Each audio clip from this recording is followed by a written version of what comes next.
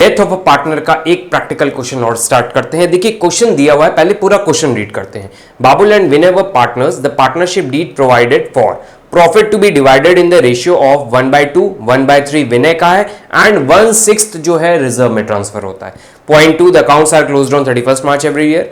और third point में है, in the event of the death of a partner the executor will be entitled to the following. जब किसी partner की death होगी तो नीचे जो पॉइंट दिए ABCD करके उस तरह ट्रीटमेंट करना होगा। तो पॉइंट ए क्या है, कैपिटल जो होगी, जिस पार्टनर की डेथ हुई है उसके अकाउंट में जो कैपिटल का बैलेंस होगा वो उसको दे दिया जाएगा। Point B, interest on capital देना होगा 12% पर एनम से। नेक्स्ट है, proportion of profit to the date of death based on the average profit के बेसिस पे उसका जो प्रॉफिट का हिस्सा हो रहा है वो देना होगा। फिर पॉइंट डी में, share of goodwill based on 3 year purchase of average profit of the preceding 3 year. Goodwill कैसे कैलकुलेट की जाएगी, एवरेज प्रॉफिट बेसिस पे 3 ईयर परचेज लगाना होगा। एंड कुछ इंफॉर्मेशन नीचे दी है, बाबुल का 90,000 कैपिटल बैलेंस है, विनय का है 60,000, रिजर्व 30,000 का है हमारे पास, कैश 1,10,000 है, इन्वेस्टमेंट 70,000 है। Prepare Vinay's account to be presented to his executor as he died on 30th April 2017। और नीचे प्रॉफिट दिए हुए हैं 3 ईयर्स का, और ये ऑल इंडिया 2008 का क्वेश्चन है। तो देखिए यहां पर क्या हो रहा है, लास्ट वाले पैराग्राफ में देखिए दिया हुआ है विनय की डेथ हो जा रही है 30th अप्रैल को, तो फाइनेंशियल ईयर 1 अप्रैल को स्टार्ट होता है और 30th अप्रैल को डेथ हो गई, तो मतलब 1 मंथ के लिए वो पार्टनर रहा, तो जितनी भी चीजें उसको मिलेंगी वो 1 मंथ के टाइम पीरियड के बेसिस पे मिलेगी। प्रॉफिट का हिस्सा 1 मंथ का मिलेगा उसको, इंटरेस्ट ऑन कैपिटल 1 मंथ का। तो चलिए पहले हम एक एक वर्किंग नोट करते हैं, फिर उसके बाद हम पूरा क्वेश्चन उसका अकाउंट बना के दिखाएंगे, क्योंकि यहां पे बोला है प्रिपेयर विनयज अकाउंट। तो हमने अकाउंट का फॉर्मेट बना लिया है, जितनी भी कैलकुलेशन है हम वो पहले कर लेते हैं। तो सबसे पहले रेशियो जो है उसको सही कर लेते हैं। तो रेशियो दिया है देखिए क्वेश्चन में 1/2, 1/3 एंड रिजर्व 1/6 के फॉर्म में जाएगा।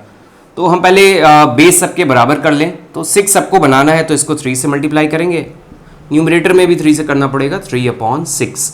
इसको 2 से करना पड़ेगा, 2/6। रेशियो क्या बना हमारा, 3:2:1। ये 1 जो है ये रिजर्व का पार्ट है, पार्टनर नहीं है, ये रिजर्व में ट्रांसफर होता है। तो चलिए अब पॉइंट वाइज हम करते हैं। तो देखिए पॉइंट नंबर ए में जो दिया है, कैपिटल जो होगी उसकी on the time of death, on the date of death, वो कैपिटल का हिस्सा उसको दे दिया जाएगा। तो विनय की डेथ हो रही है और इसकी कैपिटल देखिए कितनी है जिस दिन डेथ हो रही है। तो देखिए सेकंड लास्ट पैराग्राफ में विनयज कैपिटल ₹60,000, तो हम इसके बैलेंस ब्रॉट डाउन करके 60,000 लिख दें।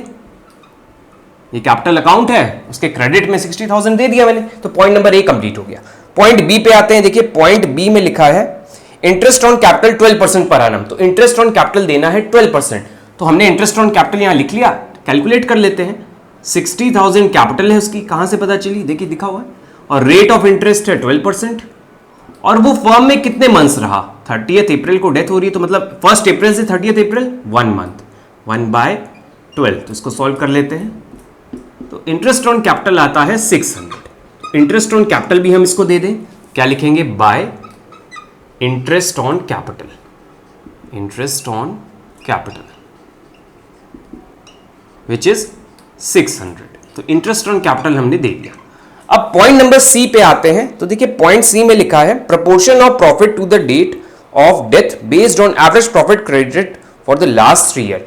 जो प्रॉफिट का हिस्सा है वो एवरेज प्रॉफिट के बेसिस पे निकाल कर दिया जाएगा। लास्ट 3 ईयर में जितने प्रॉफिट हुए उसका एवरेज निकालिए, जो एवरेज आएगा वो फर्म का प्रॉफिट, फर्म के प्रॉफिट में से विनय का प्रॉफिट। तो कैसे, तो पहले एवरेज प्रॉफिट निकालते हैं। तो लास्ट 3 ईयर के प्रॉफिट देखिए दिए हैं 48, 42, 45। तो हम एवरेज निकाल लेते हैं पहले।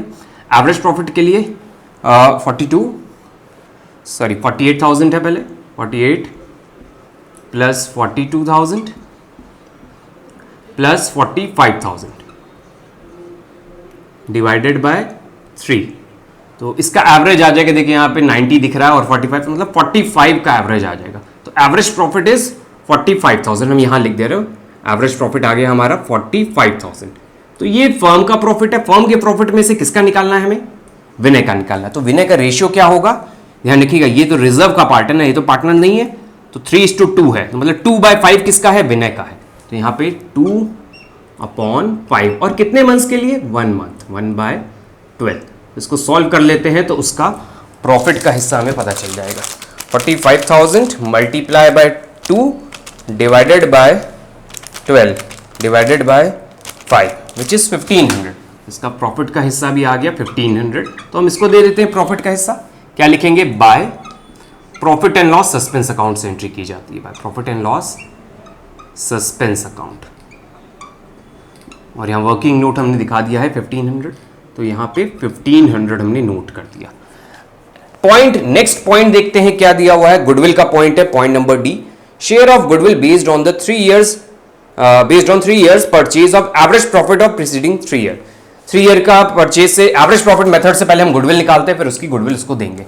तो एवरेज प्रॉफिट तो हमें यहां से मिल जाएगा 45,000, तो गुडविल कितनी हो जाएगी?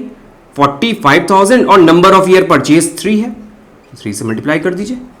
45 इंटू 3 विच इज 1,35,000। तो 1,35,000 is goodwill of the firm. Firm की गुडविल में से हमें विनय की गुडविल निकालनी, तो विनयस गुडविल,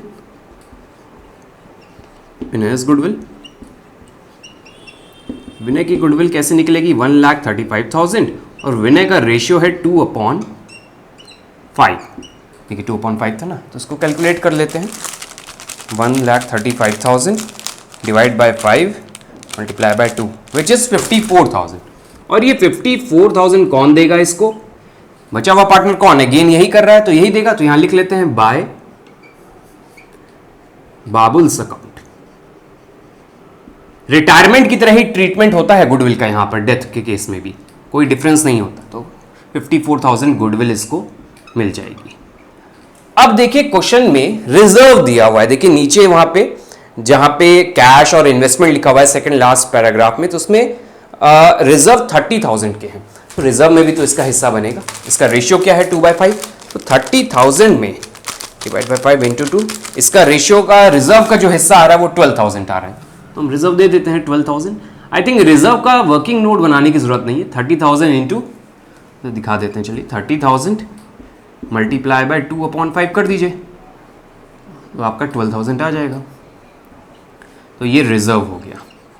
तो ये सारी कैलकुलेशन हमने कर ली और सब कुछ इसको दे दिया। इसका टोटल करेंगे और जो बैलेंस आएगा वो कहां ट्रांसफर होगा? एग्जीक्यूटर के अकाउंट में, क्योंकि रिटायरमेंट के केस में कहां ट्रांसफर करते थे? इसके लोन अकाउंट में, लेकिन अब पार्टनर तो रहा नहीं, तो उसके एग्जीक्यूटर अकाउंट में हम ट्रांसफर कर देते हैं। एग्जीक्यूटर का लोन अकाउंट बना देते हैं अगर पेमेंट नहीं करते। तो देखिए क्या इसमें कहीं कुछ बोल रहा है कि पेमेंट कर देनी है इसको? यहां पर इसने कुछ नहीं बोला गया है कि इसको पेमेंट कर रहे, तो हम उसके विनय के एग्जीक्यूटर अकाउंट में ट्रांसफर करेंगे। फिर वहां देखेंगे क्या हो रहा है, लोन में करना है कि क्या। तो ये जो पूरा बैलेंस है ये कहां ट्रांसफर होगा? To विनयज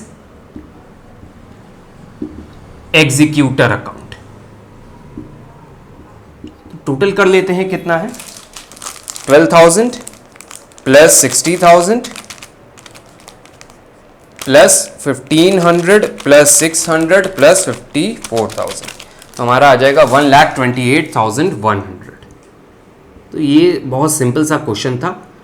death of a partner के केस में इसी टाइप के क्वेश्चन आते हैं। लोन अकाउंट का एक क्वेश्चन और होता है, इसके बाद ये अमाउंट लोन अकाउंट में ट्रांसफर होता है जब। तो नेक्स्ट क्वेश्चन हम लोन अकाउंट वाला करेंगे और इंस्टॉलमेंट में पेमेंट करके मंथली या ईयरली सेटल करके दिखाएंगे।